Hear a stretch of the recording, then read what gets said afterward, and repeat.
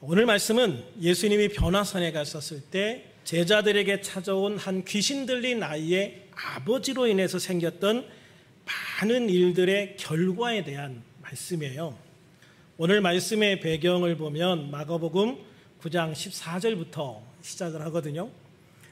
예수님이 변화산에서 내려오셔서 제자들에게 오셨을 때 큰 무리가 제자들을 둘러싸고 서기관과 제자들이 변론을 하고 있었다, 그렇게 이야기를 하고 있어요.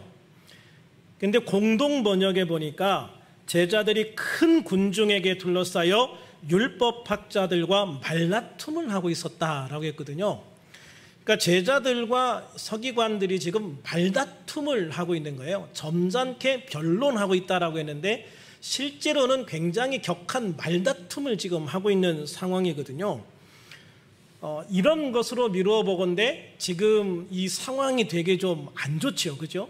되게 좀 안 좋은 그런 상황 가운데 예수님이 내려오신 거예요.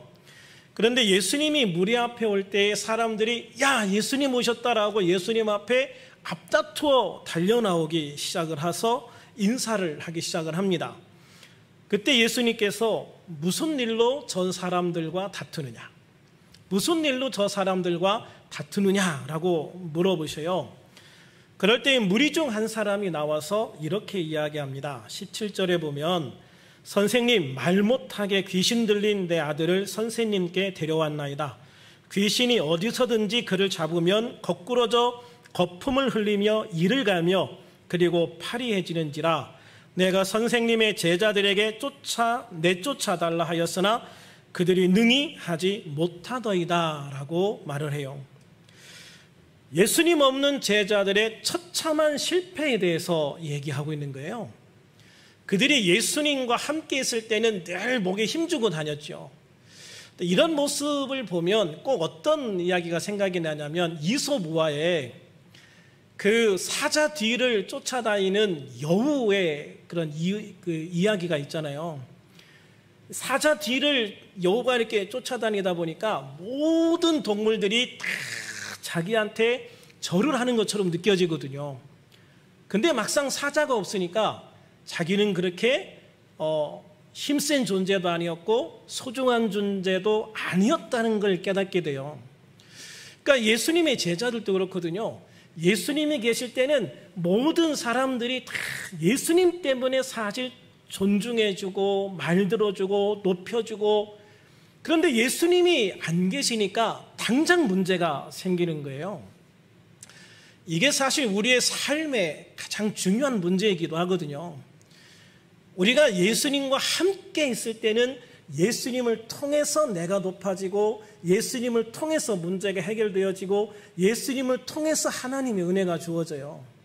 근데 어느 한순간 우리가 자칫해가지고 예수님께 잠깐 한눈을 팔고 세상을 보면 그 순간 우리는 예수님 없는 제자들과 같은 그런 상황으로 떨어져 버리는 걸 보게 될 때가 많아요. 그래서 우리는 언제 어디에서든 한순간도 주님에게서 눈을 떼지 않는 우리들이 되어야 될 줄로 믿습니다. 이 아버지는 사실 아들 때문에 참 힘들게 살아왔던 것 같아요. 이 예수님께서 이 아버지에게 아들이 언제부터 이렇게 문제가 되었느냐라고 말하니까 어릴 때부터라고 얘기하거든요. 어릴 때부터입니다. 어릴 때부터 막 이렇게 막 거품을 흘리고 쓰러져서 거품을 물면서 발작을 하고, 이것만 해도 어려운데 때때로 막 물에 뛰어들어서 죽으려고 하고 또 막 불에 뛰어들어서 죽으려고 하고 막 그러는 거예요. 그러니까 어릴 때부터 이 아이가 귀신에 사로잡혀 가지고 막 이런 행동을 하니까 이 아버지로서 또 엄마로서 얼마나 힘든 삶을 살았겠어요. 그런데 그 힘든 삶 속에서 예수님에 대한 소문을 듣는 거거든요. 예수란 사람이 있는데 그 사람 앞에 가면 귀신이 떠나가고 무슨 병이든지 다 낫는다고 하더라. 그러니까 이분에게는, 이 아버지에게는 그 소문 자체가 진짜 복음이었어요. 아, 그런 사람이 있어? 어디 있어? 그런 분이 어디 있어? 막 수소문해가지고 예수님 앞에 아들을 데리고 온 거지요. 그런데 그때 마침 예수님이 안 계셨을 때 왔다는 거예요. 예수님 앞에 올 때는요, 이 아버지가 엄청난 기대감을 가지고 왔어요. 야, 소문대로 우리 아들이 예수님 앞에만 가면 금방 낫겠지. 이제 정상으로 돌아오겠지. 막 그런 부푼 기대를 가지고 왔는데 예수님이 안 계신 거예요. 근데 제자들이 자기들이 해보겠다는 거예요. 그래서 제자들에게 맡겼거든요. 근데 못하는 거예요. 제자들이 큰 소리 쳐서 할 수 있다고 해서 제자들에게 맡겼는데 안 되는 거예요.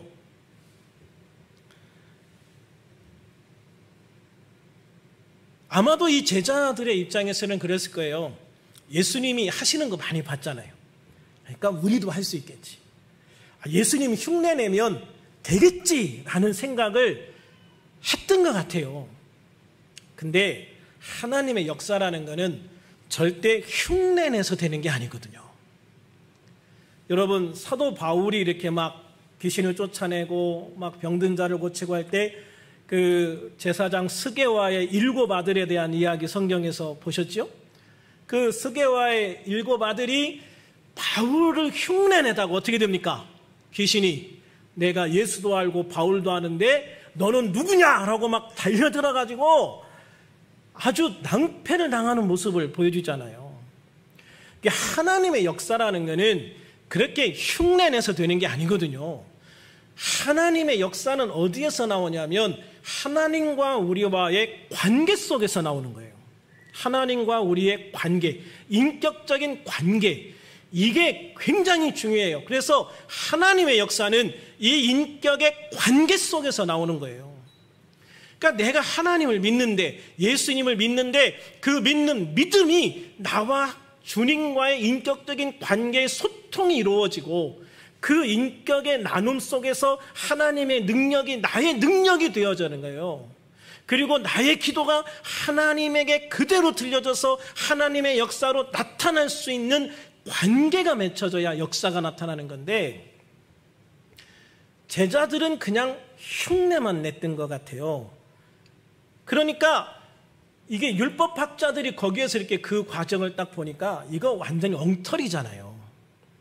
그러니까 야, 예수가 뭐 귀신 쫓아낸다고, 예수가 뭐 병 고친다고, 그거 다 사기 아냐? 거짓말 아냐? 그러니까 제자들은 아니야, 우리 선생님은 할 수 있어. 야, 니네 보니까 야, 니네 선생도 별 볼일 없겠다라고 막 해가지고 말다툼이 벌어지기 시작을 하는 거거든요.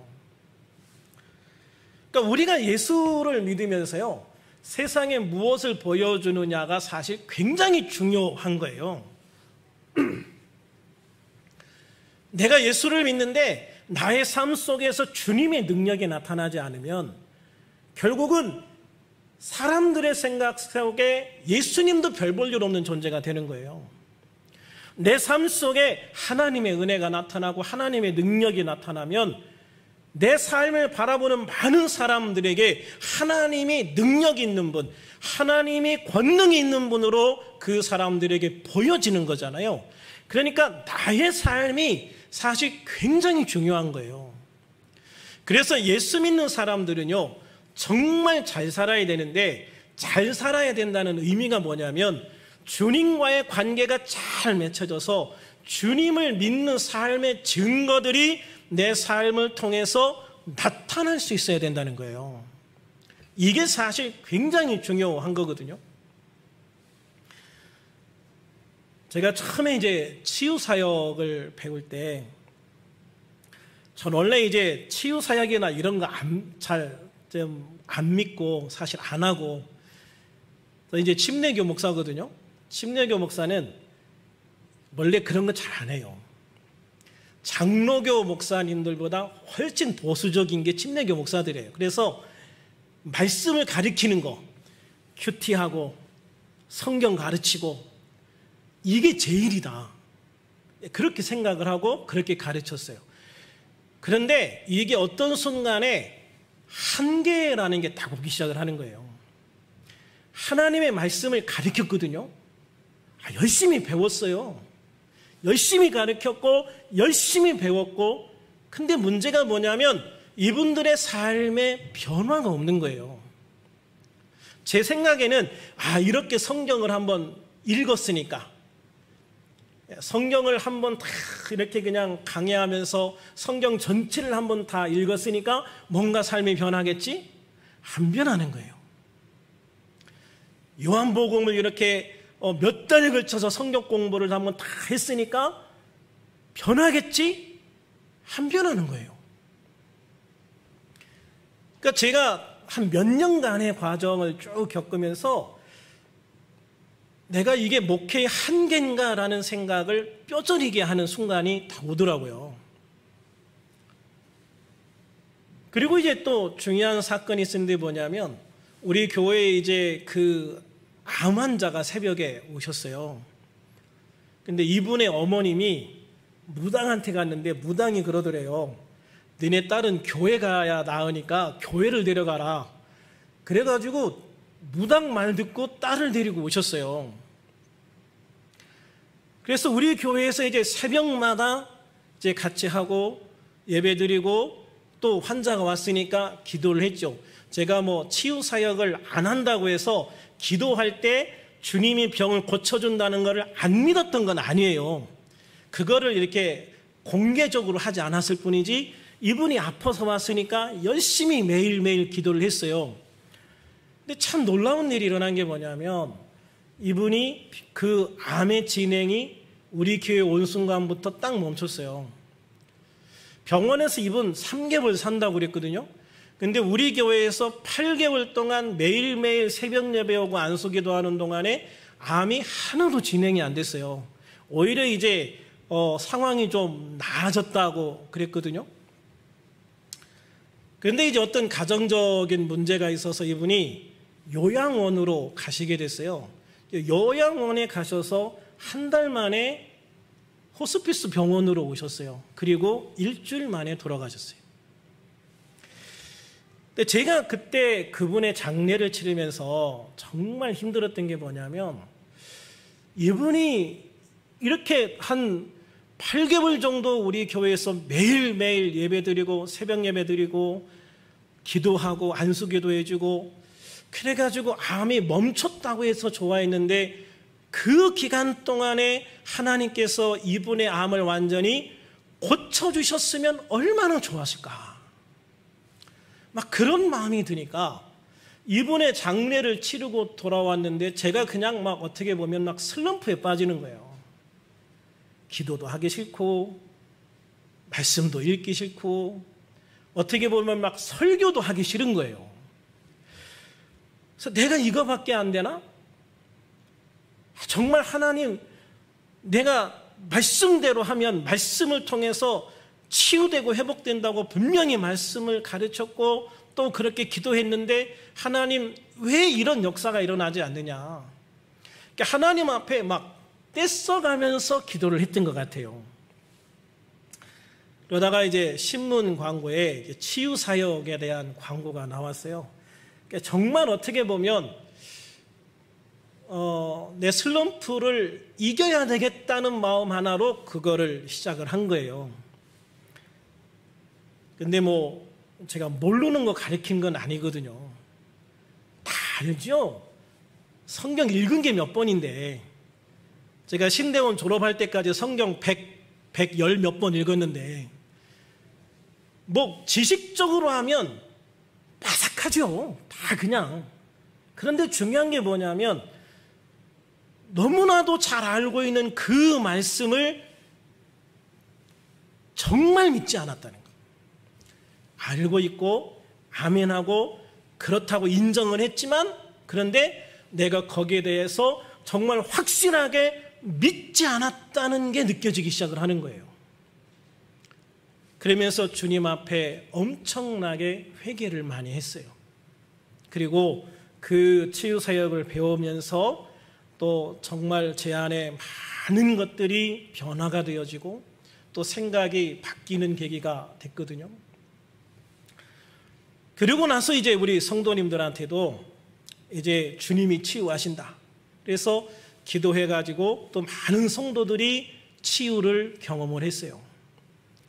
물론 돌아가신 분도 있지만 치유받는 분들도 있고, 근데 그 과정들을 통해서 정말 제가 깊이 깨달은 게 뭐냐면, 신앙은 절대 지식이 아니다. 신앙은 절대로 지식이 아니다. 관계다라는 것을 저는 그때 정말 처절하게 깨달았거든요. 말씀이 우리에게 굉장히 중요하거든요. 저는 우리 교회에서 지금도 말씀을 엄청 강조해요. 그래서 우리가 그저께 끝났어요. 말씀 읽는 게 이제 100일 성경 읽는 게 그저께 끝났어요. 그래가지고 1년에 보통 이제 뭐 2번, 3번, 저 개인적으로는 1년에 15번씩 꼭 읽거든요. 그래서 성경을 읽는데, 그전에는 성경을 읽는 것에 대해서 지식적인 면을 중요시하고 내가 성경을 이만큼 읽었다는 게 중요했다면, 제가 이 치유사역을 통해서 이 말씀이 나의 삶 속에 얼마나 적용이 되고 이 말씀을 통해서 내가 주님을 얼마나 실제적으로 경험하고 실제적인 그 주님의 마음, 주님의 은혜, 주님이 베푸시는 긍휼, 자비하심, 이런 것들이 내 속에 얼만큼 이게 내 안에 들어오느냐, 이게 내 안에 이게 박히느냐. 그래서 정말로 내가 주님의 마음으로, 주님의 생각 가지고 주님과 같은 마음으로 할 수 있느냐, 이게 중요하다는 생각을 깨닫게 되고, 그 다음부터 저의 신앙이 정말 많이 달라졌거든요.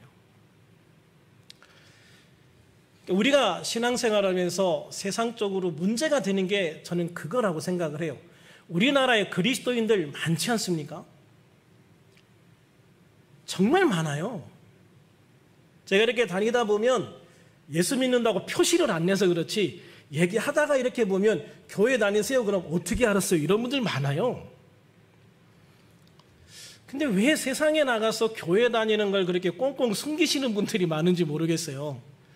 근데 어쨌든 예수를 믿는다는 것을 잘 표현은 안 하지만, 그런데 실제적으로 보면 예수 믿는 분들이 굉장히 많아요. 그런데 그분들의 삶을 이렇게 보면 무엇이 문제냐면, 교회는 다니는데 삶은 교회를 다니지 않을 때와 전혀 달라지지 않았어요. 내가 교회를 다니지만 교회를 다니는 나와 교회를 다니지 않았던 나와 생활이 똑같단 말이에요. 똑같이 생활하고, 그러니까 내가 교회 다니기 전에 알던 사람도 내가 지금 교회 다니는 것을 전혀 몰라요. 그러니까 이런 신앙이 문제인 거예요. 왜 그러겠어요? 주님과 나와의 어떤 관계가 형성이 안 되니까. 그냥 그 신앙이 교회를 다니는 데 만족하고 성경 지식을 아는 것으로 만족하니까 그 신앙이 전혀 그 사람의 삶에 능력이 되지 않아요. 그러니까 그런 그리스도인들은요, 사실 있으나 마나한 그리스도인이거든요. 주님의 입장에서 보면 주님이 그 말씀을 하시잖아요. 네가 밖에 나가서 사랑을 실천해야 사람들이 네가 내 제자인 줄 알아. 내가 밖에 나가서 형제를 사랑하면, 내가 말하는 사랑을 실천하면 그때야 사람들이 너희가 내 제자라는 것을 알아라고 말씀하시거든요. 그러니까 결국은 내가 주님의 말씀대로 살지 아니하고 실천하지 아니하면 결국은 나는 세상에 주님을 믿는 사람으로서 인정받을 수 없는 거예요. 세상에 인정받지 못하면 저는 100% 확신하는데 주님께도 인정받지 못하는 거예요. 제가 예수 믿으면서 가장 두려워하는 말씀이 있어요. 나더러 주여 주여 하는 자마다 천국에 갈 것이 아니고 내 아버지의 뜻대로 행하는 자라야 천국에 간다. 아멘. 저는요, 이 말씀을 묵상할 때마다 너무 두렵거든요, 사실. 어떤 분들이 예수 믿는 게 참 쉽다, 예수 믿는 거 너무 간단하다, 예수 믿고 구원받는 게 너무 간단하다고 이야기할 때 저는 그 말이 굉장히 두려워요. 정말로 내가 예수를 믿으면 천국 갑니다. 그러나 예수를 믿는 게 주님과 나와의 관계가 형성이 되었을 때 이게 믿는 거지, 그냥 교회에 앉아있다고 믿는 건 아니다. 이게 굉장히 중요하다는 것이죠. 그래서 제자들이 실패했던 게 그거다. 예수님을 쫓아다니면서 예수님 가장 가까이에서 봤지만 그들은 실제적으로 예수님과의 인격적인 관계가 맺히지 않았고, 그래서 예수님의 능력을 제대로 행하지 못하고 흉내만 냈다. 흉내는 아무런 역사도 나타나지 않는다라는 것이죠. 그래서 예수님께서 그들의 믿음이 없는 것을 통렬하게 책망을 하시면서 아들을 데려오라 라고 말씀을 하시죠. 근데 20절에 보면 아들이 나오자마자 그 안에 있는 귀신이 막 경련을 일으키게 하고 거기서 막 떼굴떼굴 뒹굴면서 막 입에 거품을 물게 하고 막 이렇게 합니다. 왜 이러냐면 귀신들은 예수님을 너무 잘 알잖아요. 그러니까 어떻게 하든지 이 아들에게서 안 나가려고 발버둥을 치는 거예요. 예수님은 너무 그거를 잘 아시죠. 그래서 22절에 보면 아이 아버지는 아들 안에 있는 귀신이 아들을 죽이려고 물과 불에 자주 던졌다고 고백을 해요. 귀신의 목적이 여기서 나오는 거예요. 귀신은요, 절대 사람을 살리려고 하는 게 아니에요. 사람을 죽이는 게 귀신의 목적이에요. 귀신을 의지해서 살아가는 사람 너무 많죠. 요즘에 TV에 보면 뭐 점 보는 거, 무당 찾아가는 거 엄청 잘 나와요. 여러분, 교회는 안 나와요. 예능 프로그램에 교회 가는 거 안 나오지만 무당은 엄청 많이 나와요. 뭐 타로점 치는 거 이런 거는 예수 믿는 사람들도 가요. 예전에 1호가 될 수 없선가 거기에서 그 팽현숙 씨 같은 경우는 뭐 새로 개업을 할 때 막 고사 지내잖아요. 그러니까 옆에서 최양락 씨가 야, 너 교회 다니는 사람이 무슨 고사야? 야, 나는 무슨 목사님 보기에 미안해서도 난 절 못하겠어 막 그러는데 팽현숙 씨가 기어이 이거는 해야 된다고 그래서 하지요. 또 어떻게 보면 예수를 믿는데 세상 사람들이 하는 모습 그대로 하는 거예요. 그런데 그게 뭐냐면 귀신을 섬기는 행위거든요. 이게 우리나라의 전통이야. 많은 사람들이 그렇게 얘기하거든요. 이게 우리나라의 전통이야. 제가 치유사역을 하면서 정말 심각하게 느끼는 게 뭐냐면 제사입니다. 제사를 지낸다는 것은 귀신 앞에 내가 무릎을 꿇는 거예요. 그리고 그 귀신이 우리 집에 와달라고 축원을 하죠. 그러면은요, 그 안에 있는 그 악한 영들은요, 그 집안을 절대 떠나지 않아요. 귀신이 오지 절대 그 조상이 오는 게 아니거든요. 그 조상 안에 있던 악한 영이 오는 거예요. 그 조상의 영은 이미 천국에 갔든 지옥에 갔든 오지 못해요. 그 사람 안에 있던, 그분이 살아생전에 있던 그 안에 있던 귀신들이 제사 지낼 때 오거든요. 그러니까 귀신을 계속 초청을 하는데 그 귀신들이 왜 나가겠어요? 절대 그 집에서 나가지 않죠. 그리고 귀신의 도움을 받아서 잘 됐다고 하는데 귀신 도움을 받으면요, 끝까지 잘 되지가 않아요. 잘 되는 듯 하다가 결국은 문제가 생기거든요.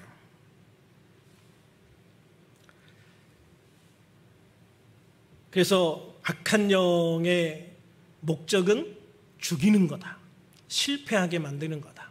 하나님 안에서 영원히 죽게 만드는 거다. 항상 기억을 하시고, 이 악한 영들이 우리의 삶을 주관하지 못하도록 정말로 내가 주님 안에서 성령 충만해야 될 줄로 믿습니다. 그래서 악한 영들을 쫓아내고 주님 안에 성령으로만 충만해야 돼요. 제가 이 치유사역을 배울 때 그때 그 조용기 목사님을 만날 기회가 있었어요. 근데 조용기 목사님께서 그 얘기를 하시더라고요. 당신은 이 목회를 하면서 평생 아침에 절대 빼먹지 않는 기도가 있었대요. 그게 뭐냐면 아침에 눈 뜨자마자 주님, 혹시 내가 잠들었을 때 내 안에 악한 영들이 들어와 있다면 지금 이 시간 악한 영들을 다 쫓아냅니다. 나사렛 예수로 명하노니 내가 혹시 모르는 사이에 내 안에 들어와 있는 악한 영이 있다면 다 떠나갈지어다.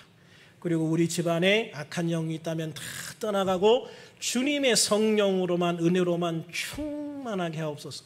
이 기도를 평생 하셨다고 하더라고요. 그런 목사님도 평생 이런 기도를 하시는데 나도 해야 되겠다. 저도 그때부터 매일 새벽에 일어날 때마다 그 기도를 하거든요. 그래서 우리가 항상 하나님 안에서 성령으로 충만하고 악한 영이 아닌 하나님의 영에 의해서, 하나님의 능력에 의해서 잘 되어지는 우리들이 되기를 주님의 이름으로 축원합니다.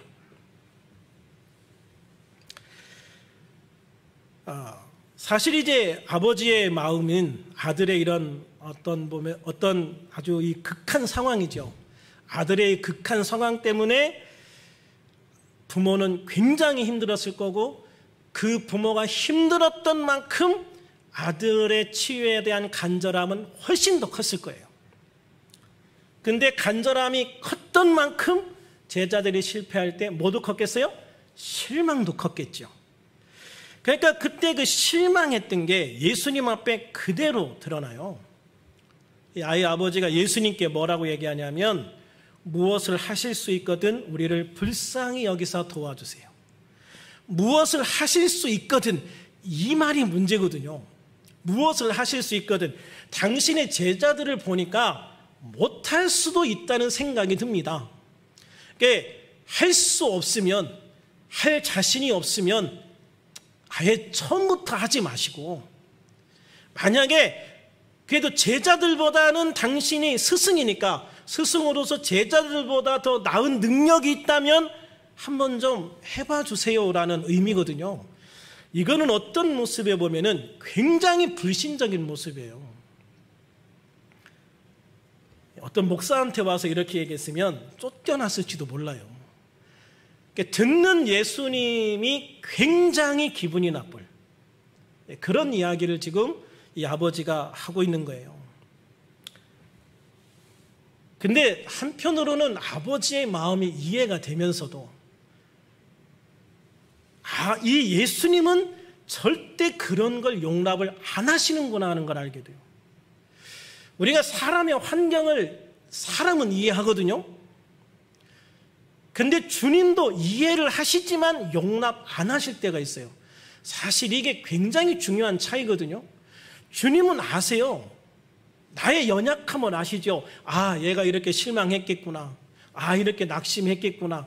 이렇게 힘들었겠구나. 아세요. 아시고 다 공감하세요. 그러나 그렇다고 해서 주님을 향한 믿음을 양보하시지는 않아요. 그럼에도 불구하고 주님은 믿음을 요구하시죠. 그래서 23절에 할 수 있거든이 무슨 말이냐?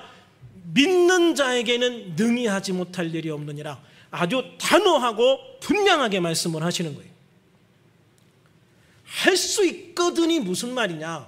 그런 전제 조건은 절대 필요하지 않다는 것이죠.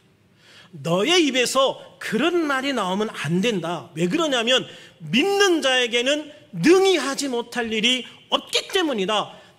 나라는 존재는, 하나님의 아들인 나라는 존재는 하지 못할 게 없어. 모든 것을 다 할 수 있어. 그러니까 내 앞에 올 때는 할 수 있거든이라는 그런 조건을 달려면 아예 하지도 마. 그러나 믿는다면, 내가 믿는다면 나에게 믿음을 고백해라 라고 말씀하시는 거죠. 그럴 때 저는 이 아버지가 참 대단하다고 생각을 하거든요. 아버지가 어떻게 합니까? 24절에 보면 내가 믿나이다. 내가 믿나이다. 나의 믿음 없는 것을 도와주소서. 나의 믿음 없는 것을 도와주소서. 때로 우리가 나의 믿음이 없음을 인정하고 고백하는 게 굉장히 중요할 때가 있어요. 제일 안 좋은 게 뭐냐면 안 믿어지는데 믿는 척하는 거예요. 이게 아주 최악이에요. 근데 제가 지금까지 신앙생활하면서 그런 사람들이 너무 많아요. 어떤 사람들이 더 그럴까요? 교회 오래 다닌 사람들. 교회 오래 다닌 사람들, 교회에서 직분이 높은 사람들일수록 척을 잘해요. 잘 믿는 척, 거룩한 척, 능력 있는 척, 은혜로운 척. 근데 여러분, 그건 가식이거든요. 예수님이 말씀하시는 외식하는 행동이거든요. 그 외식하는 것, 척하는 거는요, 절대 은혜도 안 되고 능력도 안 돼요. 그래서 저는 우리 교인들한테 그래요. 안 믿어지면 안 믿어진다고 하세요. 그러면 믿을 수 있는 말씀을 제가 더 찾아보든가 아니면 믿을 수 있도록 제가 기도를 해주든가 어쨌든 믿을 수 있도록 도와줄 테니까 안 믿어지는데 제발 믿는다고 말하지 마세요. 왜 그러냐면 제가 그런 분들 때문에 실족했던 경험이 너무 많아요. 그런 것 때문에 실망했던 경험들이 너무 많아요. 저는 정말 온 힘을 다해서 믿음으로 기도해 주는데 기도 받는 사람들은요 그냥 안 믿어요. 목사가 물어보면 믿는다고 말을 해요. 그런데요 기도해 보면 알아요. 느껴지거든요. 아무리 능력 없는 목사라도요 느껴지거든요. 아무리 열심히 기도해도 그분에게서 그 성령의 역사가 안 이루어지는 게 느껴지고 능력이 들어가지 않고 튕겨나가는 게 느껴져요. 저희 교회에서도 제가 그런 이야기를 몇 번 한 적이 있는데 처음에 제가 우리 교인들 위해서 이제 새벽 예배 때마다 안수기도를 시작을 했어요. 제가 치유사역 배우고 나서 새벽 예배 때마다 예배 끝나면 제가 꼭 우리 교인들 한 명 한 명 안수기도를 해줬어요. 그런데요 오른손으로 기도하다가 왼손으로 기도하다가 오른손으로 기도하다가 왜 그랬는지 아세요? 손이 너무 아파. 손을 얹고 기도하는데 이분들이 그거를 받아들이질 않아요.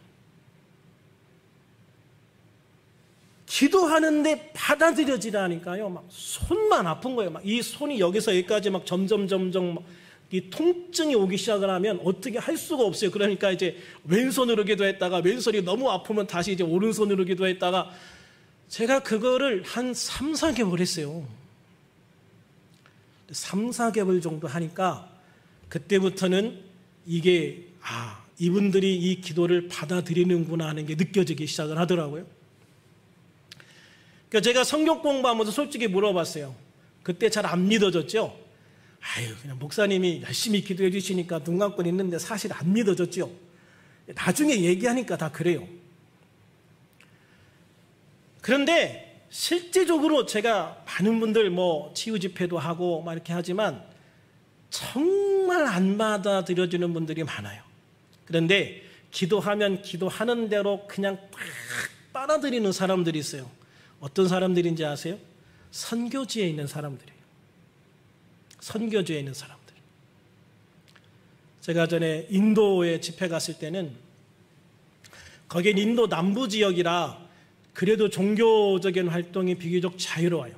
북부 쪽으로 가면은 그 더운 지역에 창문을 다 닫고 커튼까지 다 내리고 그리고 찬송도 크게 못 불러요.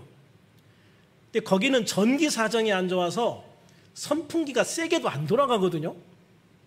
선풍기가 가다가 또 가끔 멈춰요.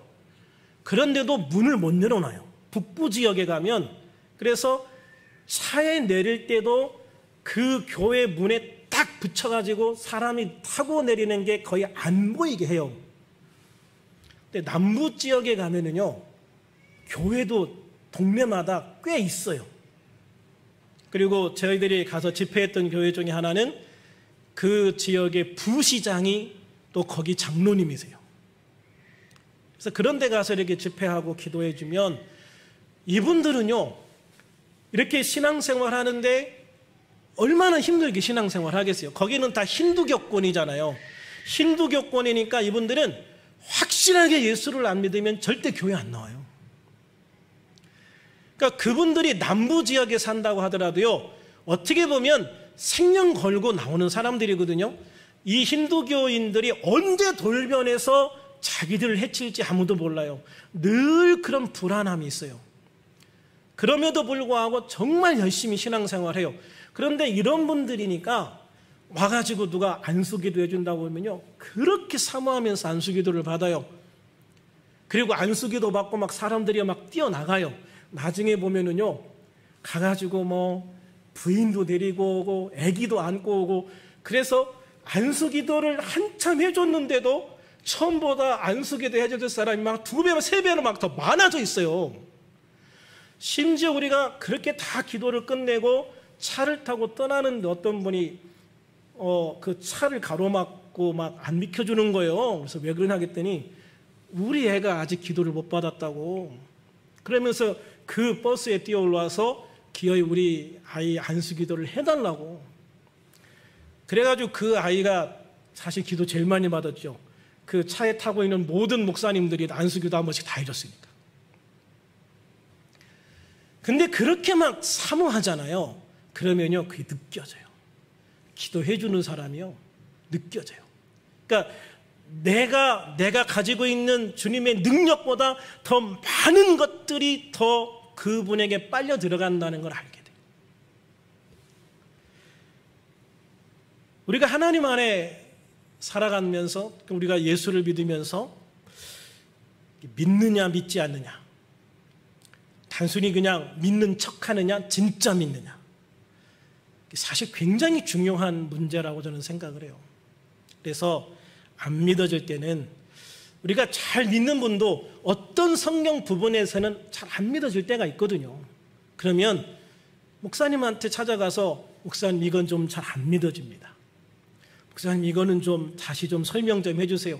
찾아가서 솔직하게 얘기하고 더 말씀을 통해서 듣든 기도하면서 어떤 깨달음을 얻든, 어쨌든 이 불신의 문제, 믿어지지 않는 문제들이 그때그때 해결되어져 나가야 돼요. 그래야 믿음이 성장하는 거거든요.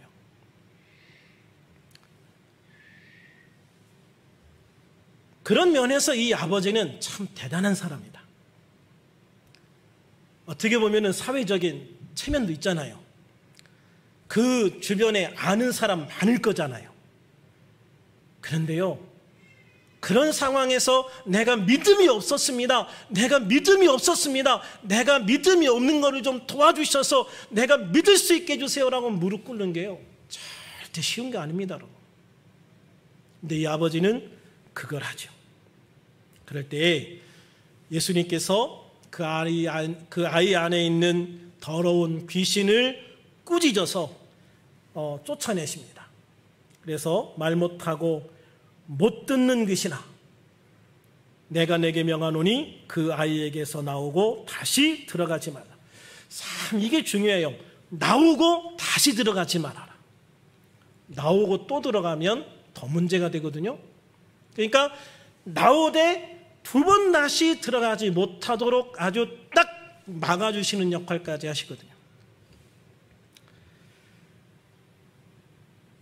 제가 이거까지가 이제 5번 설교했던 거 요약해서 한 거예요.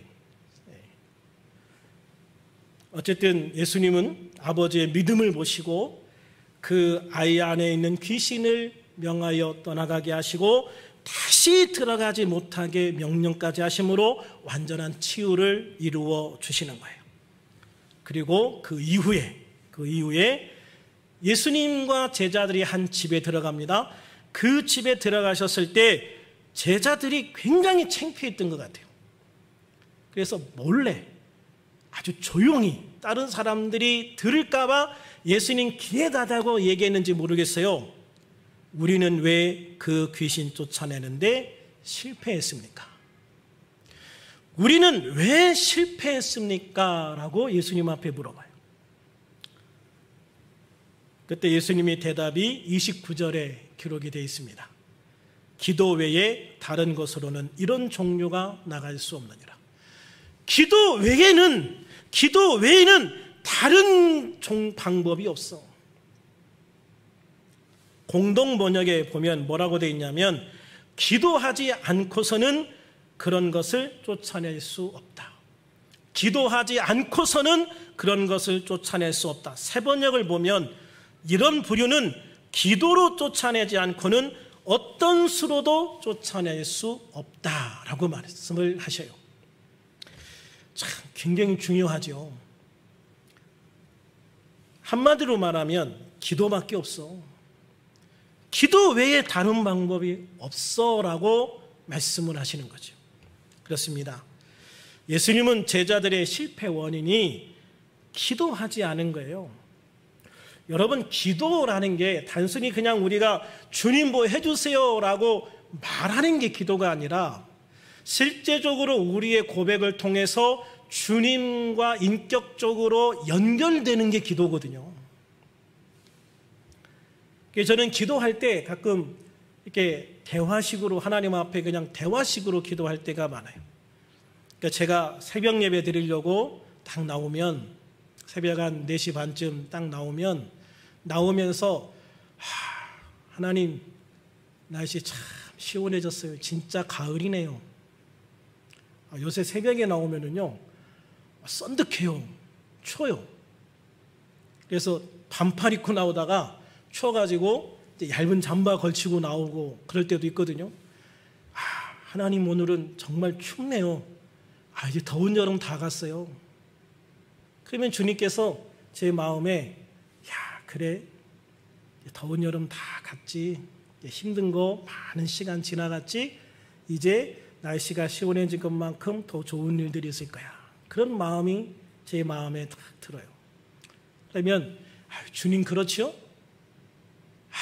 코로나 이거 진짜 빨리 끝나야 되는데 하나님 이제 뭐 백신도 많이 맞고 하니까 이제 좀 많이 좋아지겠지요? 이렇게 하나님과 대화를 하면서 간단 말이에요. 저는 주님과 이런 대화를 참 많이 합니다. 그래서 제가 이제 한마디 하고 주님께서 제 생각 속에서 주시는 음성을 듣고 또 이렇게 하나님 앞에 대화를 하고 아마 어떤 사람들 보면 저게 뭐 하는 짓인가 그럴지도 모르겠어요. 그런데 그런 기도를 하다 보면 굉장히 재미있어요. 정말 하나님께서 실제적인 음성들을 저에게 주실 때가 굉장히 많아요.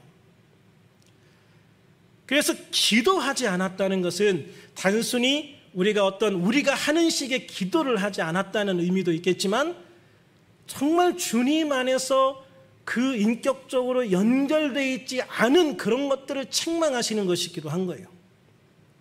그러면서 실제적으로 기도가 필요하다라는 것을 우리에게 말씀해 주시는 거죠. 예수님께서 제자들에게 기도 외에라고 말씀하신 것을 보면 제자들은 분명히 기도가 아닌 다른 방법을 사용한 것 같아요. 다른 방법이 뭔지는 몰라요. 성경에 언급은 안 돼 있으니까요.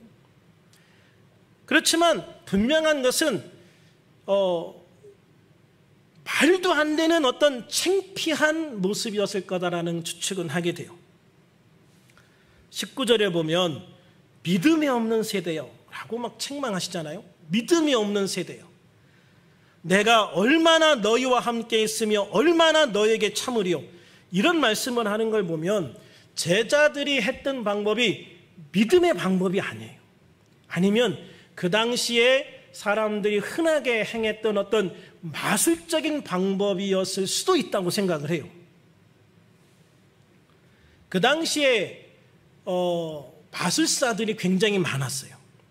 그런데 그 마술사들이 신의 이름을 불러가면서 그 신을 자기들의 능력을 행해주는 그 신들이 자기들에게 능력을 주는 어떤 그런 마술을 행하려고 했던 경우들이 굉장히 많아요.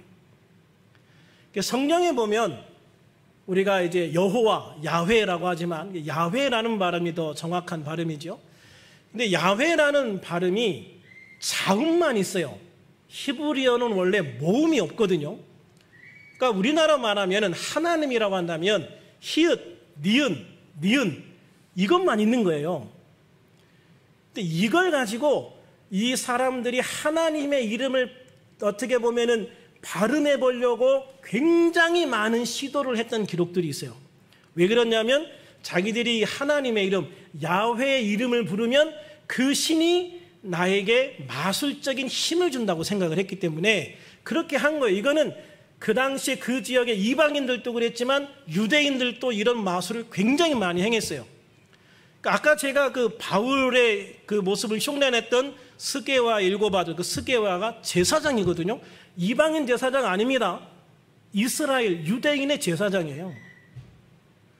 그러니까 이런 제사장 같은 사람들도 그런 어떤 면에서 보면은 마술적인 행동을 많이 했어요.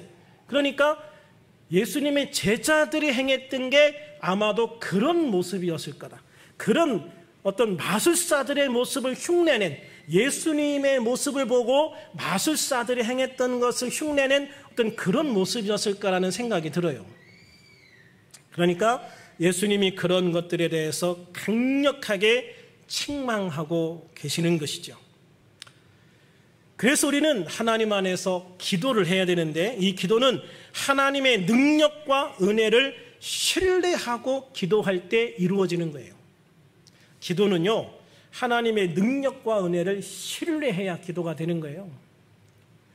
아무리 내가 100일, 40일 금식 기도하고 또 40일 금식 기도하고 또 20일 금식 기도하고, 제가 아는 분이 그래서 100일 한 적이 있거든요. 40일 금식 기도하고 6개월 있다가 또 40일 금식 기도하고 또 3개월 있다가 20일 금식 기도하고 해서 자기가 100일 금식 기도했다. 100일 금식 기도해가지고 내가 뭔가 막 대단한 능력이 나타날 줄 알았는데 똑같더라 이러면서 실망해가지고 저한테 얘기한 분이 계세요. 근데 여러분, 기도가 그냥 그렇게 한다고 해서 기도가 되는 게 아니거든요.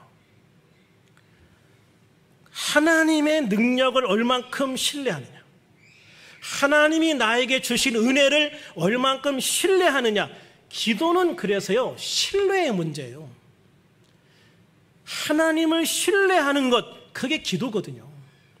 그러니까 하나님을 전적으로 신뢰하고 하나님 앞에 나의 삶을 고백하는 것이 기도라고요. 그러므로 기도 자체가 믿음의 신실한 표현인 거죠. 믿음은 하나님만을 전폭적으로 신뢰하는 관계 속에서만 주어지는 하나님의 선물인 거예요. 그러나 제자들은 귀신 들린 소년 앞에서 자신의 경험적 능력만 의지했던 거죠. 이게 그들의 실패였다라고 말하는 거예요. 그래서 우리는 항상 기억해야 됩니다. 흉내내는 것, 척하는 것, 그거는 능력도 아니고 은혜도 아니고 아무것도 아니다. 아무리 작은 겨자씨만한 것이라도 주님과 나와의 관계가 형성되어질 때 거기에 살아있는 믿음, 하나님의 능력이 나타나게 되어지는 것이다. 할렐루야. 그래서 우리는 이런 살아있는 믿음을 끌어당기는 기도를 할 수 있는 성도가 되어야 될 줄로 믿습니다. 제가 특별히 치유사역을 하기 때문에 치유사역에 있어서 기도가 얼마나 중요한가를 간단하게 말씀을 드리려고 그래요. 치유에 있어서 기도의 중요성은 아무리 강조해도 부족하지 않아요. 그러니까 제가 치유사역을 하다 보니까 정말 기도 시간이 많이 늘어나더라고요. 왜냐하면 기도하면서 주님의 은혜, 그러니까 주님과 나와의 어떤 그 관계가 형성되어지고 영적인 교감이 일어나는 걸 느끼니까 기도가 점점 길어지는 거예요. 옛날에는 막 열심히 기도하고 나서 눈 딱 떠서 보면 10분 지나고, 그래서 정말 30분 기도하는 게 사실 쉽지 않았거든요. 근데 하나님과의 관계가 형성되어지고 나서 보니까 기도 시간이 너무 짧아요. 너무 시간이 빨리 가요. 조금 기도했는 것 같은데 금방 1시간 가고, 또 금방 한 20분 기도했나라고 보면은 벌써 알람이 울려요. 다음 일정이 있어서 이제 빨리 일어나고 딴 거 하라고 알람이 울려요. 알람이 왜 벌써 울리지 하고 보면 벌써 2시간 정도 지나 있어요. 그러니까 기도라는 거는요, 하면 할수록 재밌어요. 기도는 하지 않으면 정말 재미없는 거고 지루한 거고, 그런데 기도는 하면 할수록 재미있고 빠져들어가요. 그러면서 그 안에 정말 놀라운 은혜들을 경험하기 시작을 하면 기도가 중독이 되거든요. 기도가 중독이 돼요. 그래서 저는 지금도 새벽 기도가 제일 재밌어요. 새벽 예배가 제일 재밌어요. 새벽에 정말 아무에게도 간섭받지 않고 하나님의 말씀을 전하고 기도할 수 있는 그 시간이 가장 좋아요. 그래서 어떤 분은 도대체 누가 이 새벽 예배 만들었냐고 막 불평하는 분들도 있는데, 저는 그렇지 않아요.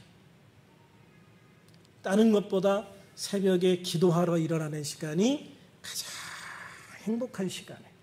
그러니까 주님과 교제가 이루어지고 그 주님이 느껴지는 그 주님이 느껴지는 그걸 느낄 수 있는 그 시간이 가장 행복하고 진짜 그 시간이 소중하고 정말 그 시간이 좋거든요. 그러니까 기도는 하면 할수록 좋아요. 그래서 기도가 재밌구나. 그러면 이제 그때부터 진짜 신앙생활이 시작이 되는 거거든요. 그래서 우리는 기도를 통해서요, 치유받는 놀라운 경험을 하는 것이 중요해요. 우리가 치유받는다고 하면 단순히 몸이 아픈 것만 생각하는 면들이 많거든요. 근데 영적인 치유, 내가 하나님과 어떤 그 불편한 관계에 있는 부분들을 치유하는 영적인 치유도 굉장히 중요하고요. 그러니까 하나님과 내가 뭔가 껄끄러운 관계가 있으면 하나님과 나와의 관계가 발전이 안 돼요. 그럼 신앙이 성장을 안 하거든요. 제일 중요한 게 하나님과 나와의 어떤 그 걸림돌을 제거하는 게 제일 중요한 치유예요. 그리고 우리의 마음의 치유, 혼치유라고 하거든요. 마음의 치유. 이 마음의 치유가 굉장히 중요해요. 내 마음이 치유가 돼야 내 삶이 행복해지는 거예요. 아무리 좋아도, 아무리 좋은 게 있어도 마음이 불편하면 행복하지 않잖아요. 제가 지난주에 신문을 보니까 7년 전인가 그때 이제 우리나라 돈으로 한 420억 정도 복권을 받은 영국 여자분 얘기가 나왔어요. 그런데 그분이 아주 쓸쓸하게 혼자 돌아가셨다. 45살밖에 안 됐더라고요. 근데 그분이 그 고백한 게 뭐냐면, 복권 당첨된 이후의 나의 삶은 지옥이었다라고 고백해요. 복권이 당첨이 되고 난 이후 나는 지옥이었다. 나는 복권 당첨되기 전에 일주일에 우리나라 돈으로 한 9만 원 정도의 복지비를 받는 극빈층의 사람이었다는 거예요. 그런데 그때는 행복했다. 그런데 갑자기 420억이라는 돈이 생겨서 내 삶은 불행해지기 시작을 했다. 결국은 불행의 삶을 극복하지 못하고 혼자 정말 고독사를 한 거예요. 어떻게 보면 많은 나이도 아닌데, 젊은 나이인데 고독사를 한 거예요. 그러니까 그걸 보면서 물질이 많다고 행복한가? 권세를 가졌다고 행복한가? 많은, 어떻게 보면은 세상 사람들이 행복의 조건을 이야기하는 것들이 굉장히 많지만요, 그 모든 것들을 다 가졌어도 마음이 힘들면 절대 행복하지 않아요. 그래서 우리가 주님과의 관계 속에서 나의 마음이 치유되는 것, 이게 굉장히 중요하다고요. 그리고 우리의 육신의 치유도 중요하죠. 우리 육신이 주님 안에서 강건해지는 것 굉장히 중요합니다.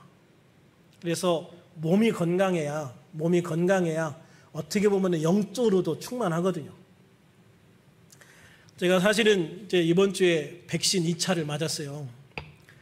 백신 1차 맞고도 저 일주일 끙끙 앓았거든요. 우리 아들하고 우리 큰아들하고 같은 날 맞았는데 우리 큰아들은 백신 맞고 와서 더 쌩쌩하더라고요.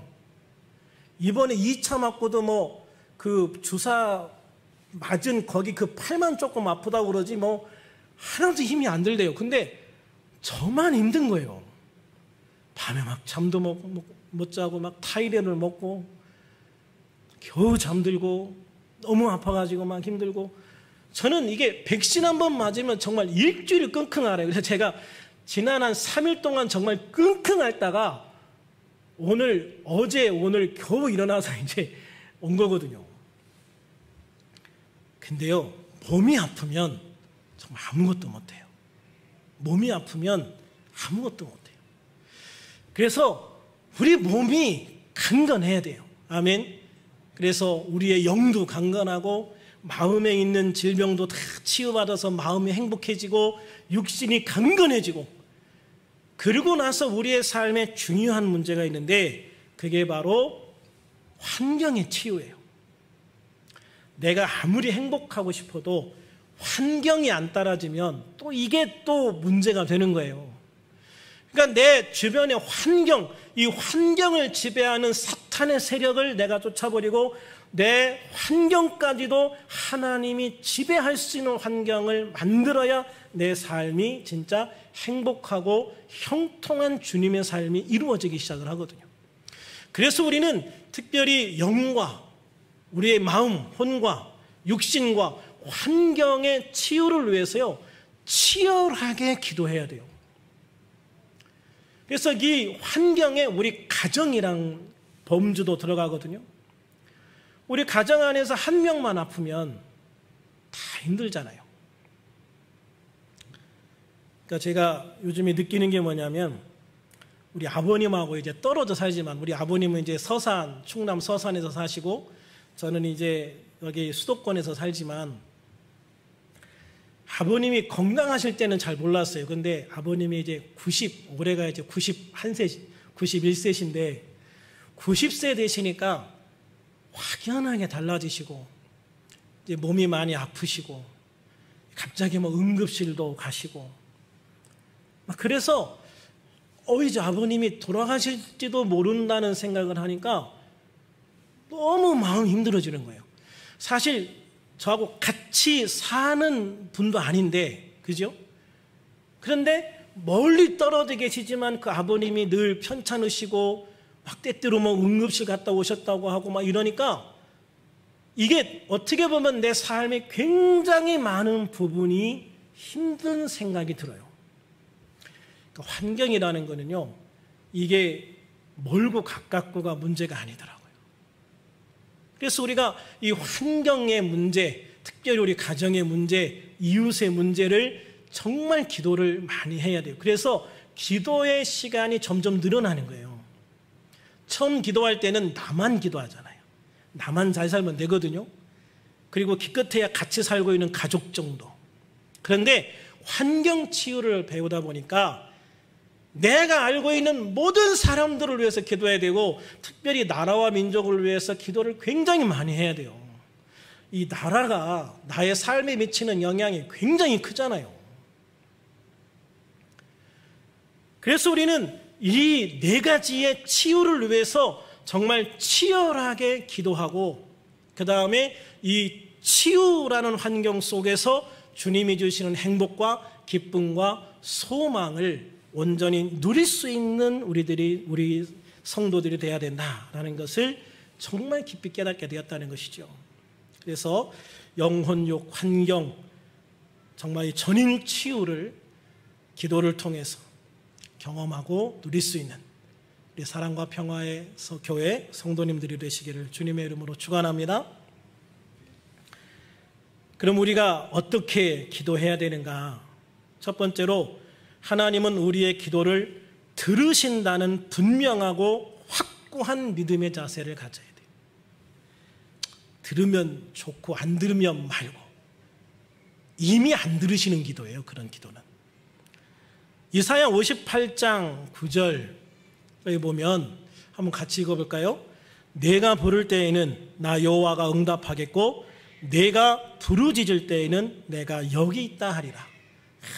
참 기가 막힌 말씀 아닙니까? 내가 하나님을 부르면은요, 하나님은 응답을 하시겠다는 거예요. 내가 부르짖을 때 내가 여기 있다라고 말씀하신다는 거죠. 이 말씀을 보면은요, 정말 하나님을 좋아하지 않을 수가 없어요. 하나님 앞에 기도하지 않을 수가 없는 거예요. 사무엘하 22장 7절도 한번 읽어볼까요? 시작. 내가 환난 중에서 여호와께 아뢰며 나의 하나님께 아뢰었더니 그가 그의 성전에서 내 소리를 들으시며 나의 부르짖음이 그의 귀에 들렸도다 그랬어요. 하나님은요, 언제나 내 소리를 들으시는 분이에요. 나의 부르짖음은 언제나 하나님의 귀에 들리신다는 거예요. 그래서 우리의 기도는 반드시 하나님 귀에 들리는 기도, 응답받는 기도인 줄로 믿으시기를 바랍니다. 두 번째로 하나님 뜻에 순종하는 기도가 되어야 돼요. 마태복음 26장 39절에 보면 예수님께서 겟세마네 동산에서 기도하시는 내용이 나오는데 결론이죠. 거기 뭐라고 말씀하시냐면 나의 원대로 마시옵고 아버지의 원대로 하시옵소서.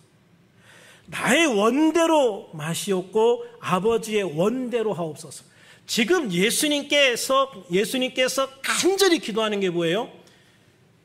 주님, 할만하시거든, 아버지여 만일 할만하시거든 이 잔을 내게서 지나가게 하옵소서.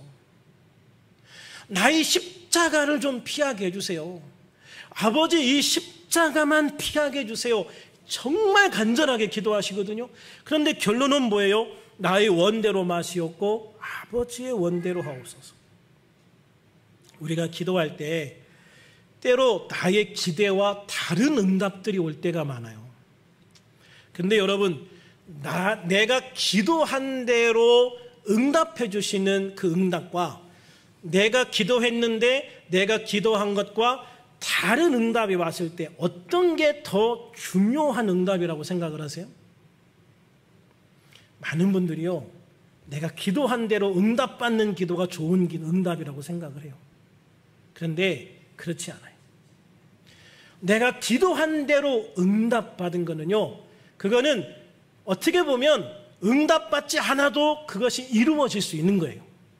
그런데 내 기도와 다른 응답이 왔어요. 이거는 내가 지금 생각하는 대로 가면 분명히 문제가 생기고 실패한다는 거예요. 그러니까 그거 안 돼, 너 거기로 가면 안 돼, 너 그거 하면 안 돼, 그게 아니라 이거야 라고 말씀해 주시는 거거든요. 그런데 많은 사람들이요, 아니에요 하나님, 내가 기도한 건 이거예요 라고 하고 끝까지 그거를 고집하고 가요. 그리고 나서 결국은 실패한 다음에 하나님 왜 내 기도를 안 들어주세요 이러거든요. 하나님이 내 기도를 들어주셨죠, 응답하셨죠, 그게 아니라고 그랬잖아요. 그런데 그거를 끝까지 고집하고 간 게 나면서도 잘못됐을 때 모든 원망은 하나님 앞에요. 제가 보면 거의 100이면 100 다 그래요. 그래서 우리에게 중요한 게 뭐냐면 안 돼라는 응답이 굉장히 중요한 응답이거든요. 여러분들이 기도할 때 여러분이 기도한 것이 아니라는 응답이 왔을 때, 거절하는 응답이 왔을 때, 아니면 그것 말고 다른 대안을 제시해 주는 응답이 오셨을 때 그 기도는요 절대적으로 순종을 하셔야 돼요. 그게 나의 삶의 가장 중요한 응답이고 내 삶에 굉장히 중요한 전환점을 가져다 주는 응답이기 때문에 그래요. 세 번째로, 하나님과 친밀한 관계를 유지하려고 하는 자세를 가지셔야 돼요. 잠언서 8장 17절에 보면 나를 사랑하는 자들이 나의 사랑을 입으며 나를 간절히 찾는 자가 나를 만날 것이다 라고 말씀하시거든요. 나를 사랑하는 자들이 나의 사랑을 입어요. 그러니까 하나님을 사랑하는 사람들이 하나님의 사랑도 아는 거예요. 하나님 왜 나를 사랑하지 않으세요? 내가 정말 하나님을 사랑하고 있는지를 먼저 생각을 해봐야 돼요. 하나님은요 언제든지 나를 사랑하셔요. 근데 문제는 뭐냐면 하나님의 그 사랑이 내가 하나님을 사랑할 때 느껴지기 시작한다는 거예요. 우리가 남녀가 만나는 것도 그래요. 내가 어떤 이성을 짝사랑하면은요, 그 짝사랑하는 사랑은요, 상대방이 느껴지질 않아요. 내가 저 여자를 너무너무 사랑하는데 그 여자는 내가 사랑하는지도 몰라요. 그래서 나중에 지난 다음에 서로 다 다른 남자, 다른 여자하고 시집가고 장가간 다음에 나중에 만나서 그때 내가 너 정말 좋아했었는데 너 그때 나 좋아하는 거 몰랐어? 그러면 그때 말하지. 이렇게 되는 거예요. 모른다니까요. 몰라요. 그런데 내가 이 여자를 정말 사랑해. 근데 이 여자가 어느 날 나를 사랑하기 시작을 했어. 그러면은요, 이 여자분이 내가 사랑하는 게 다 느껴지기 시작을 한다고요. 그게 느껴져요. 그래서 이 남자가 날 이렇게 사랑했구나. 전에 그래서 이 남자가 내한테 이런 행동을 했구나. 이 여자가 나를 사랑하면서 내가 과거에 자기를 얼마나 사랑했는지도 알게 되기 시작을 하는 거거든요. 하나님과의 우리와의 관계도 똑같아요. 하나님 왜 나 사랑하지 않으세요? 아니에요. 하나님은 나를 사랑하고 계세요.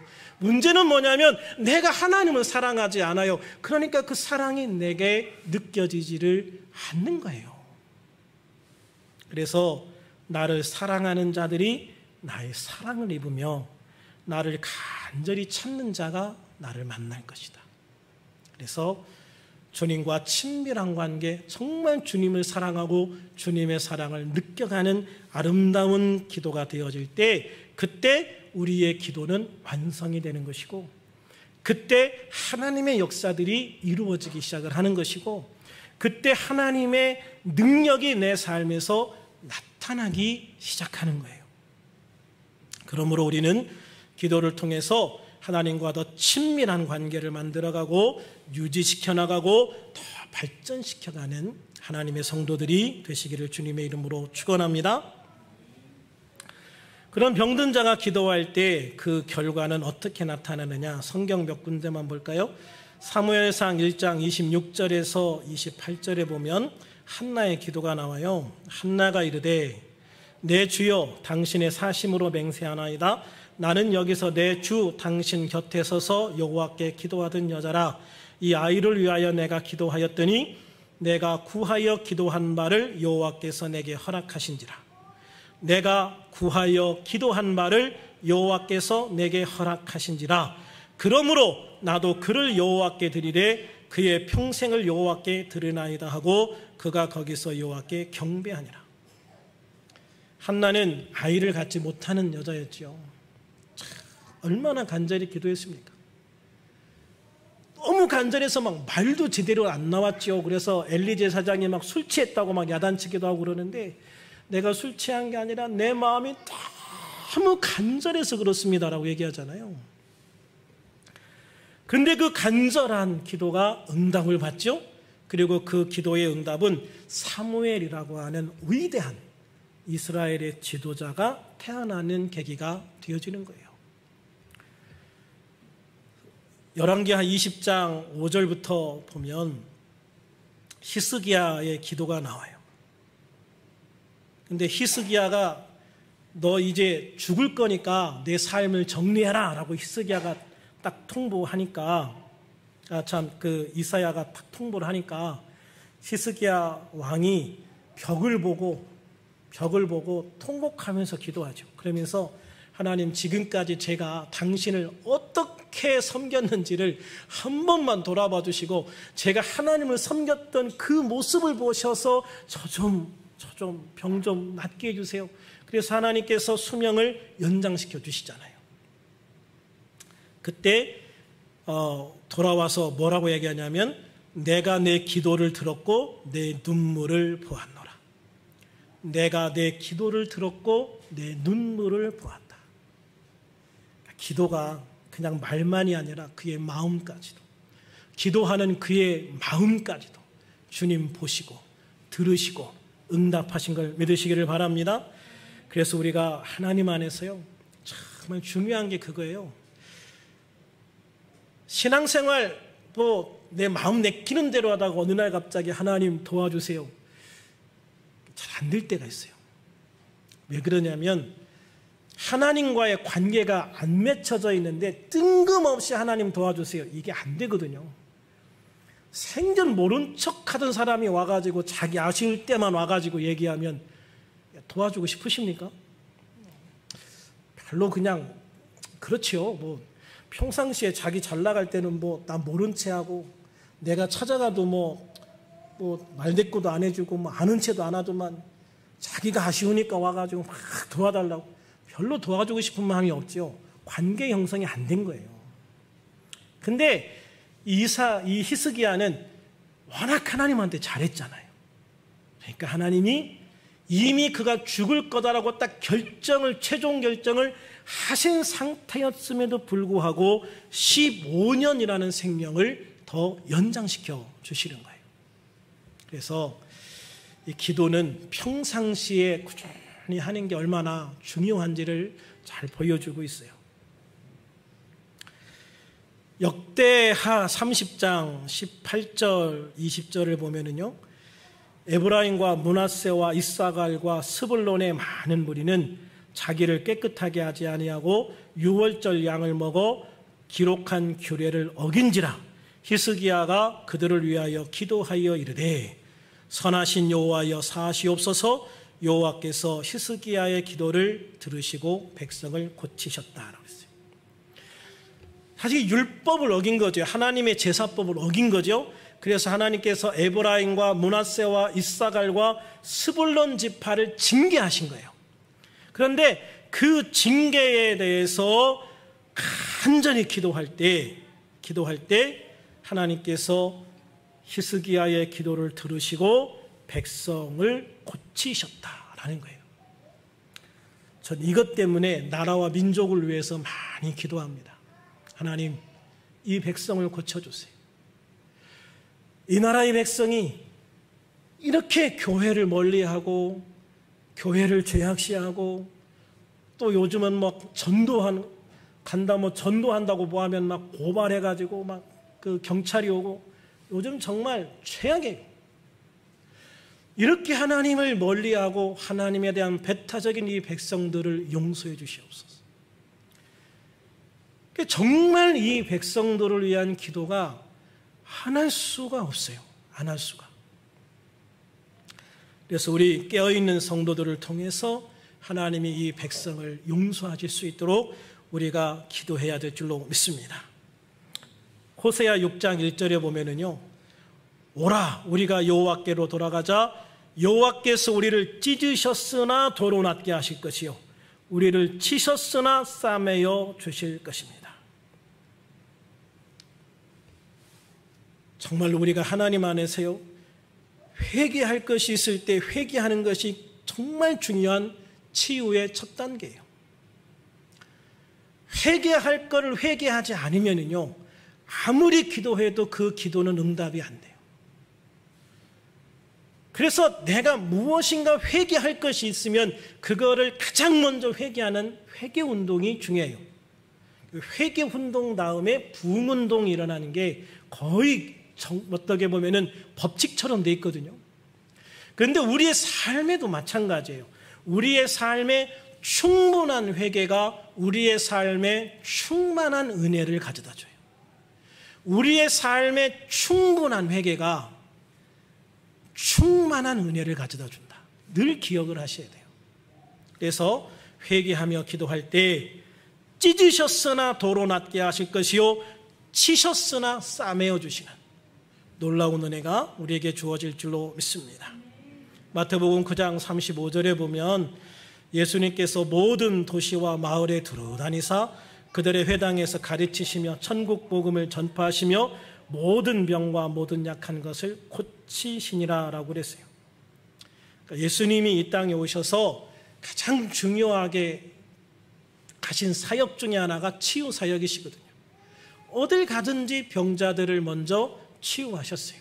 백성들을 긍휼히 여기셨고 그들을 불쌍히 여기셨기 때문이죠. 그래서 우리는 주님의 능력을 따라 우리가 치유받는 자가 되어야 될 줄로 믿습니다. 우리가 예수를 믿고 주님의 백성이라고 하는데 주님의 치유를 경험하지 못하면 말이 안 되는 거예요, 사실. 우리 주님이 이렇게 치유하시는데 주님의 종인, 주님의 자녀인 우리들이 주님의 치유를 경험하지 못한다? 말이 안 되는 거라니까요. 그래서 우리가 주님 안에서 늘 치유의 경험을 통해서 하나님께 영광 돌리는 귀한 성도님들이 되시기를 주님의 이름으로 축원합니다. 누가복음 6장 19절에 보면 온 무리가 예수를 만지려고 힘쓰니 이는 능력이 예수께로부터 나와서 모든 사람을 낫게 함이로라. 능력이 누구부터 나와요? 누구에게로부터? 예수에게로부터 능력이 나와서 모든 사람을 낫게 하신다. 그래서요, 내가 치유하는 게 아니에요. 누가 치유하십니까? 주님이 치유하시는 거거든요. 나는 기도를 통해서 주님과 관계만 형성해 놓으면 돼요. 그러면 주님이 나를 치유하시고 주님이 나를 치유하시는 거예요. 주님께로부터 능력이 내게로 와서 나를 치유하신다는 걸 믿으시기를 바랍니다. 사도행전 3장 16절에 보면 그 이름을 믿음으로 그 이름이 너희가 보고 아는 이 사람을 성하게 하였나니, 그 이름이 너희가 보고 아는 이 사람을 성하게 하였나니 예수로 말미암아 난 믿음이 너희 모든 사람 앞에서 이같이 완전히 낫게 하였느니라. 이게 이제 사도행전 3장 6절에 보면 요한과 베드로가 성전에 가다가 그 미문 앞에서 태어나면서부터 안진뱅이였던 걷지 못하던 사람을 고쳐주잖아요. 유명한 말, 내게 있는 이것을 내게 주노니 나사렛 예수 그리스도 이름으로 일어나 걸어라 하고 딱 일으켰더니 딱 일어나 걷고 뛰었어요. 그래서 이 사람이 처음에는 누가 자기를 낫게 했는지 몰랐는데 나중에 이제 그거를 알게 되어지는 것이죠. 그래서 이제 베드로가 지금 이야기를 하는 거예요. 그 이름을 믿음으로, 예수의 이름을 믿음으로 예수의 이름이 너희가 보고 아는 이 사람을 성하게 하였다. 굉장히 중요하죠. 내가 이 사람 병 고친 거 아니에요. 우리나라에 능력이 많다고 하는 분들이 말년이 안 좋은 분들이 많아요. 왜 그런지 아세요? 주님께 받은 능력을 가지고 자기가 교만해져서 그래요. 내가 치유했다라고 하는 사람들은요, 결국 끝이 좋지 않아요. 내가 치유한 거 아니거든요. 주님이 치유하셨지요. 예수님이 치유하셨죠. 하나님이 치유하신 거거든요. 나는 단지 주님이 주신 그 예수 이름의 권세로 명령했을 뿐이고 기도했을 뿐이고 치유는 주님이 하신 거예요. 그래서 우리가 기도할 때 나는 능력이 없는데 이런 생각할 필요 없어요. 능력은 예수님께 있다니까요. 나는 예수의 이름으로 기도할 뿐이에요. 그래서 여러분의 가정에서 남편이나 자녀들을 위해서 마음껏 기도해 주세요. 엄마가 기도해 준다고 돼? 아니야, 예수님이 하실 거야. 할렐루야. 예수님이 하실 거야. 그래서요, 예수님이 나의 기도를 들으시고 치유하시는 거예요.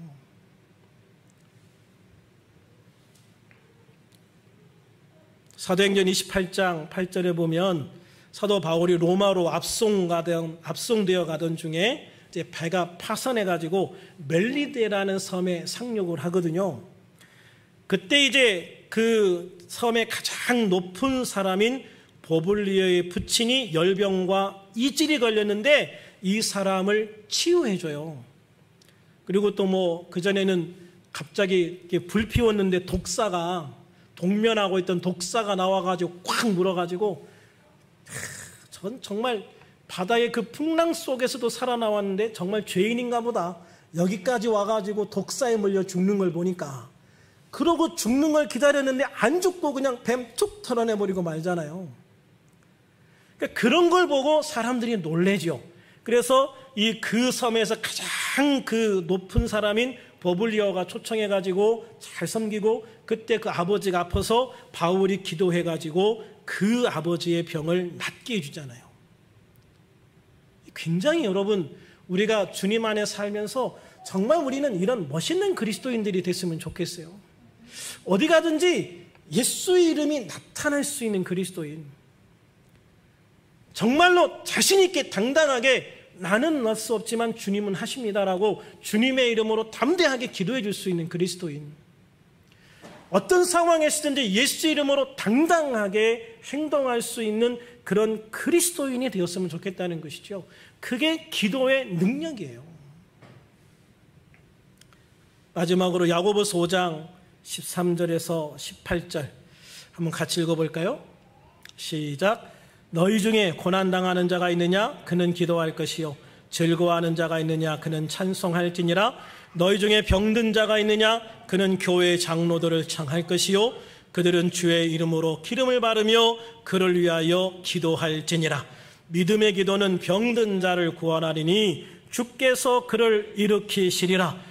혹시 죄를 범하였을지라도 사하심을 받으리라. 그러므로 너희 죄를 서로 고백하며 병이 낫기를 위하여 서로 기도하라. 의인의 간구는 역사하는 힘이 큼이니라. 엘리야는 우리와 성정이 같은 사람이로되 그가 비가 오지 않기를 간절히 기도한즉 3년 6개월 동안 땅에 비가 오지 아니하고 다시 기도하니 하늘이 비를 주고 땅이 열매를 맺었느니라. 아멘. 야고보는요, 엘리야 선지자를 예로 들면서 얘기를 하는 거예요. 엘리야나 우리나 다 같은 사람이라는 거죠. 다 같은 사람인데 엘리야가 기도할 때 비가 오지 않기를 기도할 때 비가 오지 않았다. 3년 반 동안이나 비가 오지 않았다. 그런데 엘리야가 다시 비가 오게 해달라고 기도할 때 비가 왔다는 거예요. 우리와 똑같은 사람인 엘리야도 이렇게 우리가 어떻게 보면은 자연, 이 천재지변까지도 마음대로 그 기도를 통해서 천재지변을 만들어내고 또 이거를 해결하고 하는 이런 역사를 베푸는데, 근데 우리도 그와 똑같은 사람으로서 우리가 이 병자를 위해서 기도할 때 이 병자를 위한 치유 하나 하지 못할 줄로 아느냐 이거죠. 엘리야처럼 그렇게 큰 일도 할 수 있는데 병자를 위해서 기도하는 일, 그거에 비하면 그렇게 큰 일도 아니야. 그러니까 믿음을 가지고 기도해라. 누구와 기도하라고 그랬어요? 서로 기도해라. 서로 기도해라. 할렐루야. 이게 참 중요한 거예요. 근데 교회 안에서는요, 담임 목사님 허락 받으셔야 됩니다. 제가 예전에 그 전도사 때 제가 개척할 때 우리 권사님 한 분이 따라오셔서 제가 개척할 때 같이 개척을 하셨어요. 그분이 제가 그 교회 처음 부임해 갈 때 저하고 같이 신방 다닌 신방대원이고 7년 동안 저하고 같이 신방을 다니셨어요. 그리고 제가 개척을 할 때 그분이 담임 목사님 찾아가셔서 나는 유 목사님 가야 되겠다. 그러니까 나 보내줘라. 그래가지고 담임 목사님의 허락을 받고 우리 교회로 오셨던 분이세요. 근데 제가 그분에게 지금 이제 천국에 계시지만 참 평생에 감사한 게 뭐냐면 그분이 이게 은사가 굉장히 많으신 분이었어요. 치유 은사도 많고 뭐 예언 은사도 있고 은사가 굉장히 많으신 분인데 저는 그때 완전히 초보 전도사예요. 초보 전도사. 어떻게 보면은 정말 그분들 입장에서 보면 새파란 애송이죠. 그런데 같이 신방을 가면은요, 이제 그분이 이렇게 아프다 그러면은 그분이 나서서 우리 전도사님이 기도해 줄 거야. 그러면서 뭐 전도사님 기도해 주세요. 그리고 이제 제 손을 끌어서 그분 아픈 데다가 딱 대시고 그분 손을 제 손 위에다가 대셔요. 그리고 저보고 기도하라고 그래요. 그런데 제가 그게 느껴지거든요. 이 권사님 손에서 막 불이 나와요. 제 손이 막 너무 뜨거워가지고 막 어떻게 막 기도할 때 정말 막 손을 막 확 뿌리치고 싶을 정도로 제 손이 뜨거워요. 그래가지고 그 권사님에게서 나오는 그 성령의 불이 제 손을 통해서 그분을 치유해요. 그래서 그때도 치유의 능력을 굉장히 많이 경험을 했어요. 그런데 그분은 한 번도 내가 기도해 줄 게가 아니에요. 담임 목사님하고 가시면 담임 목사님이 기도해 주실 거야. 그렇게 새파랗게 어린 전도사가 갔는데도 우리 전도사님이 기도해 주실 거야. 그러고 같이 기도하면서 하나님의 역사를 그게 우리 목사님 때문에 그리고 하나님 때문에 이렇게 하니까 제가 너무나도 평생 잊지 못하는 권사님. 제가 정말 지금까지 살면서 가장 슬펐을 때가 그 권사님 천국 가셨을 때인 것 같아요. 천국에 가셨지만 이제 이 권사님하고 같이 할 수 없다는 게 너무 슬펐거든요. 담임 목사에게 그런 성도가 되면요 얼마나 좋은 성도겠어요. 하나님께서 얼마나 기뻐하시겠어요. 그러나 우리가 중요한 것은 기도할 때 하나님이 역사하십니다. 하나님이 역사하십니다. 이게 굉장히 중요한 거예요. 기도할 때 질병이 치유되고 문제가 해결되어지고 하나님의 기적이 나타나고 능력이 나타난다. 하나님과의 관계, 주님과의 관계가 기도를 통해서 든든하게 다 맺혀져 있으면 하나님의 역사 기적은요 그냥 너무 쉬운 거예요. 그래서 기적이라는 게 절대 어려운 게 아니다, 여러분. 이거 알아야 돼요. 기적이라는 게 어려운 게 아니다. 기적은 정말 쉬운 것이고 우리 일상 속에서 늘 일어날 수 있는 게 기적이다. 내 삶과 주님과의 관계가 얼만큼 잘 맺혀져 있느냐, 이것만 되면 된다는 거예요. 그래서 내가 기도할 때 주님이 역사하시는 걸 믿으시기 바랍니다. 내가 역사할 때, 내가 기도할 때 주님이 역사하시는 거예요. 예수님의 제자들도 귀신 들린 아들을 치유하지 못하는 실패를 경험하고 예수님 앞에 책망을 받았잖아요. 그런데 예수님께 기도밖에 없다라는 말씀을 듣고요, 그 다음에 전도대로 파송되어져 가지고는 막 그 하늘에서부터 막 사단이 떨어지는 게 예수님 보였다고 그랬잖아요. 그러니까 기도밖에 없어. 그러니까 제자들이 그 다음에 어떻게 했을까요? 정말 열심히 기도했던 것 같아요. 그 다음에는 제자들을 통해서 놀라운 역사들이 나타나기 시작을 하는 거예요. 예수님의 12제자뿐만 아니라 70인 전도대를 파송했을 때 그 70인이 다 똑같이 이런 놀라운 축사, 귀신이 떠나가고 질병이 치유되고 문제가 해결되어지는 놀라운 역사를 행하고 와서 예수님께 보고를 한다고요. 저는 우리들도 이렇게 되었으면 좋겠다. 할 수 있거든이 무슨 말이냐? 믿는 자에게는 능히 하지 못할 일이 없느니라. 아멘. 할 수 있거든이 무슨 말이냐? 믿는 자에게는 능히 하지 못할 일이 없느니라. 기도 외에는 다른 것으로, 기도 외에 다른 것으로는 이런 역사가 일어날 수 없다라는 것이죠. 그래서 우리가 예수님 믿으면서 정말로 내가 성령 충만해야 됩니다. 아멘. 내가 예수님과 기도를 통해서 관계가 정말 깊은 관계가 맺어져야 되고 든든한 동아줄로 묶여 있어야 되고, 그래서 내가 정말 주님 한마디 하면 주님께서 왜? 라고 내 삶에 딱 응답을 하시고 말씀하실 수 있는 그런 성도가 돼야 돼요. 아무리 목이 터져라 주님 주여 주여 외쳐도 주님께 아무 느낌이 없는 그런 성도는요 진짜 불행한 성도인 거예요. 그런데 그냥 주님 하면 주님께서 왜? 정말 행복한 성도거든요. 우리 모두가 다 그런 성도가 되었으면 좋겠어요. 그래서 이 영종 사랑과 평화의 교회를 통해서 정말로 이곳에 하나님의 놀라운 역사가 나타나고, 정말 여기만 오면 문제가 해결되어지고, 여기만 오면 정말 하나님 안에서 가장 행복한 성도가 될 수 있다. 아멘. 그런 사랑과 평화의 교회가 될 수 있기를 주님의 이름으로 축원합니다. 살아계시고 역사하신 아버지 하나님, 감사합니다. 정말 우리가 하나님 안에서 이 기도를 통해 하나님의 역사를 경험하고 누릴 수 있는 그런 우리 성도님들이 되어지기를 원합니다.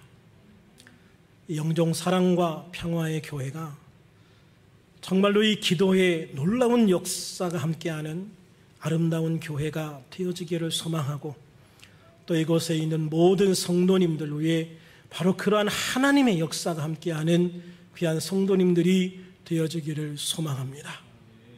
기도 외에 다른 것이 없다고 말씀하셨습니다. 기도 외에 다른 방법이 없다고 말씀하셨습니다.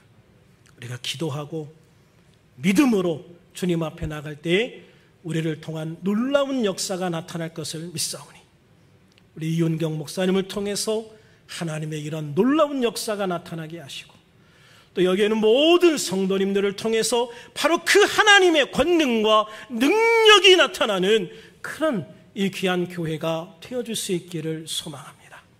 그리고 오늘 기도할 때에 우리 육신의 연약한 문제, 마음의 아픔의 문제, 영의 문제, 환경의 문제가 있다면 주님 이 시간 다 치유하여 주시옵소서.